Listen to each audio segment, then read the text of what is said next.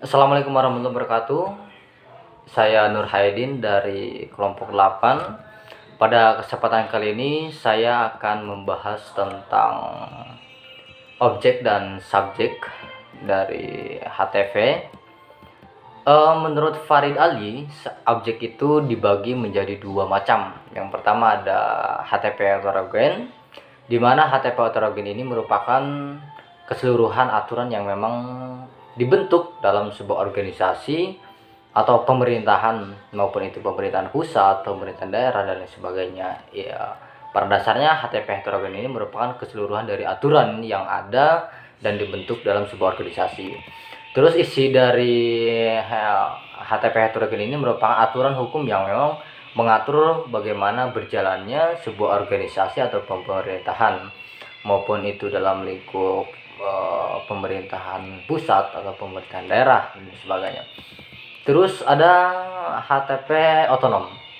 Nah, HTP otonom ini merupakan keseluruhan aturan hukum yang memang dibuat oleh para pejabat atau pemerintah yang memang mereka memiliki kewenangan untuk membuat aturan tersebut. Adapun konteks otonom yang digunakan yaitu hukum yang dibuat oleh pemerintah. Jadi seperti yang sudah kita sampaikan tadi, bahwa aturan hukum ini dibuat oleh pemerintah yang memang memiliki kewenangan. Dengan demikian, maka HTP otonom ini adalah sumber hukum yang memang dibuat dan diciptakan oleh aparatur pemerintah. Terus seperti Undang-Undang Nomor 23 Tahun 2014 tentang Pemerintahan Daerah. Ini contoh dari aturan hukum yang dibuat oleh para aparatur pemerintah.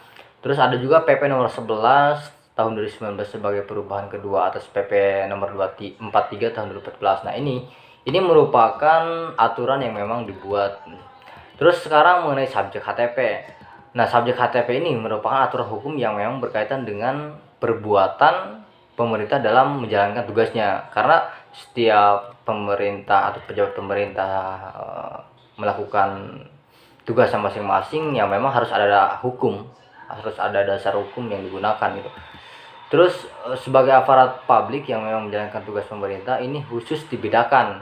Nah, ini ada pembeda nih dari aturan hukumnya, seperti ada pegawai negeri, terus ada pegawai negeri, terus ada lagi ada pegawai negeri. Setiap pegawai ini beda aturan hukumnya gitu.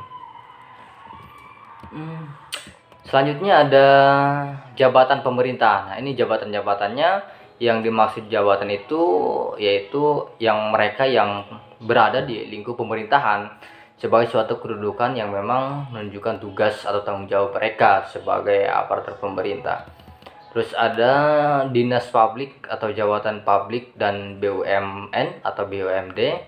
Nah, dinas publik ini kelompok organisasi yang memang ataupun itu organisasi pemerintah ataupun lainnya, ini khusus mengerjakan antara suatu fungsional yang sifatnya homogen.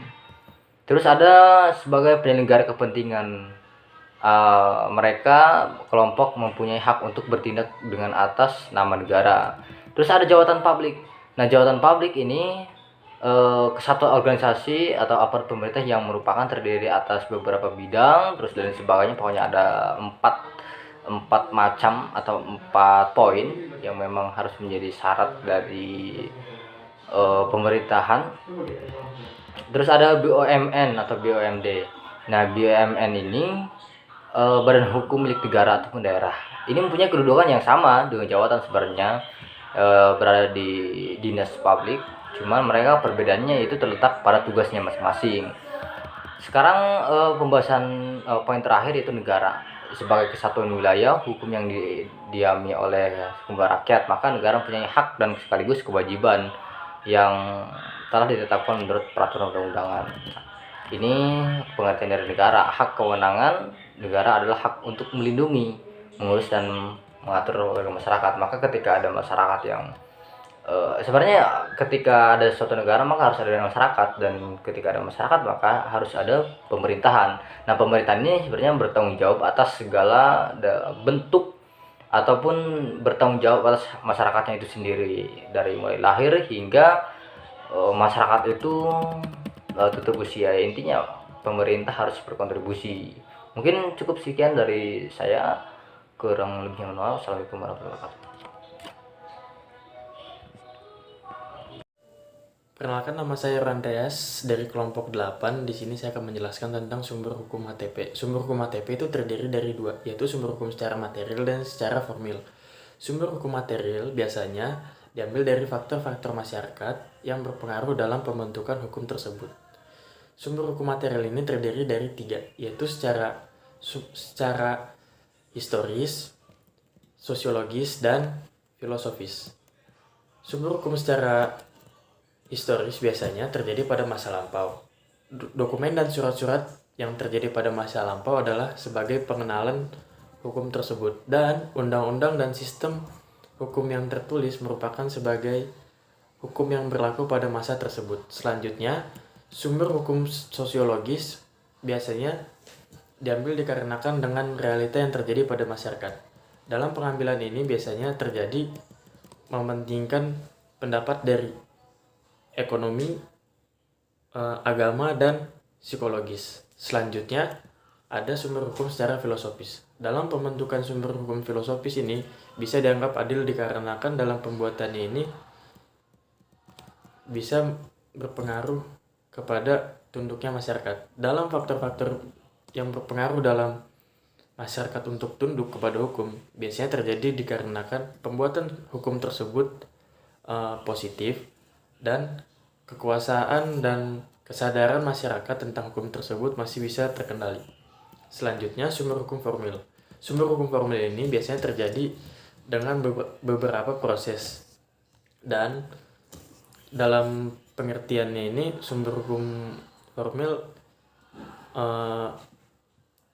bersumber pada undang-undang yang secara meluas. Selanjutnya, dalam praktek administrasi negara, sumber hukum formil ini terdiri dari keputusan dan para pejabat tersebut. Praktek administrasi negara biasanya sumber hukum formil tersebut diambil dari keputusan yang dibentuk dan dipertahankan oleh para pejabat dalam menyelenggarakan pemerintahan tersebut. Biasanya, keputusan yang diambil dari para pejabat tersebut merupakan kebiasaan dari pejabat dalam menjalankan tugasnya. Selanjutnya ada jurisprudensi. Jurisprudensi merupakan sebagai keputusan hakim yang telah fix dan tidak bisa diganggu-gugat lagi. Selanjutnya ada doktrin atau pendapat dari para ahli. Biasanya dalam doktrin tersebut melahirkan teori-teori terbaru dalam HTP.